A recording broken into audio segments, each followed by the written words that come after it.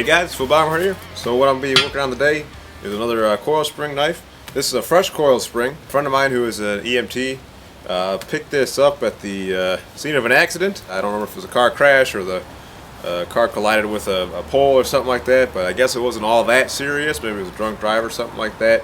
But in any case, he had time to pick this up. I guess it was just sitting there in the road, got blown out of the car. So as a thank you, I'm going to make him a little hunting knife, but it's got like a little bit of a rubber coating, so I'll have to burn that off first, I guess. I got the forge going, so let's get this hot and see what we can do with it.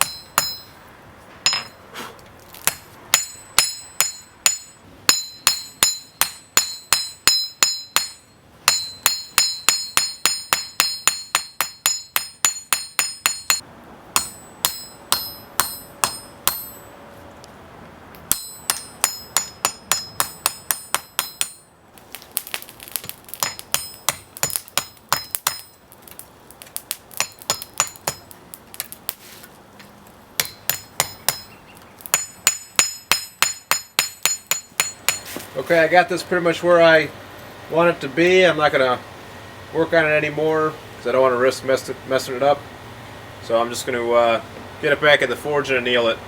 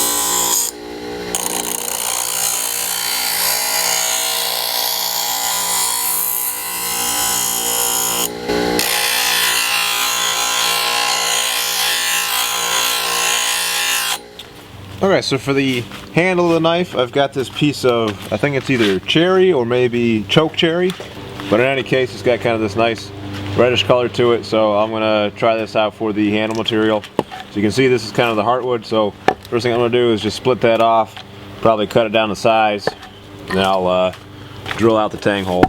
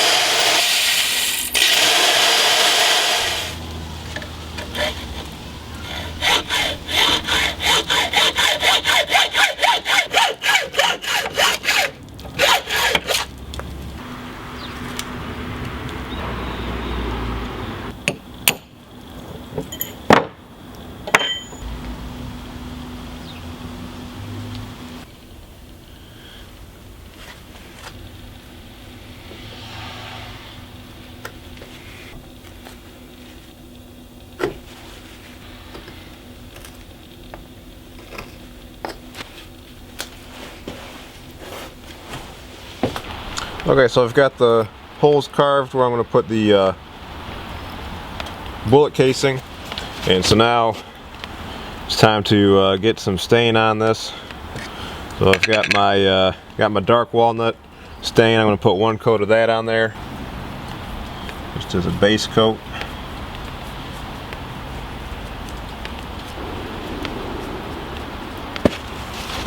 Okay, it's time to quench the knife. I've got the forge going, and I've got my deer tallow here that I'm going to try quenching it in for the first time. So the tallow is in a solid condition, so I put it in some hot water, boiling water, just to kind of liquefy it, just so it's not such a sudden temperature change for the knife. So we'll see how that works. So we'll get this up to temperature, and we'll quench this.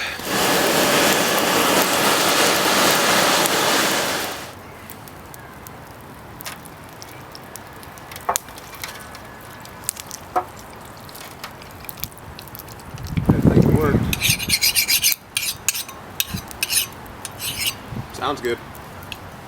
File's not biting. So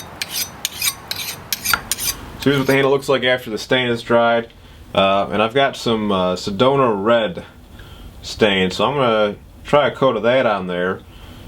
See if I can get kind of a reddish hue to the wood. I think that might look kind of nice. Okay, so I got a second coat of that Sedona red on there.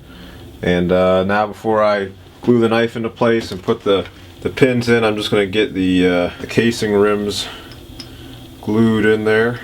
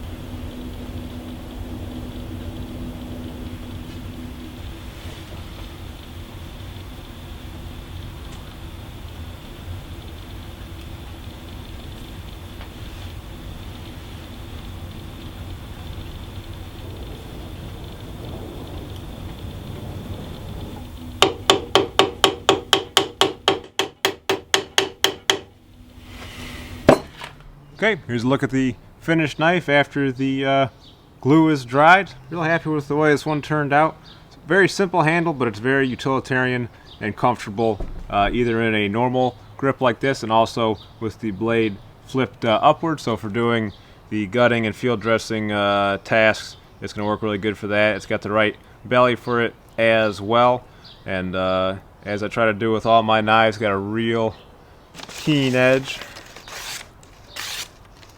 That's too much fun, because I mean that really is necessary when you're doing the kind of game processing chores. So pretty thick spine, so it's going to give them a lot of strength, and it's also got a decent distal taper down to the tip, so I'm happy with the way that one turned out. I kind of wish I had gotten a little bit larger brass rod I used for the handle pins there, but they were just a little bit small, so that's why I kind of had to peen them over like that, and even then it's not a perfect fit, but it still looks good. And then getting these to fit in here and carving that out, that was a lot more difficult than I initially envisioned that it would be, but as you can see, the glue held. But I actually had to re-glue these once I tapped these pins in, because they kind of hammered them loose basically. Here's what the sheath looks like, real slim, but that's to kind of keep it out of the way when it's on all his gear, when he's in the tree stand and everything like that. Real big belt loop, so it can go on a web belt or something like that.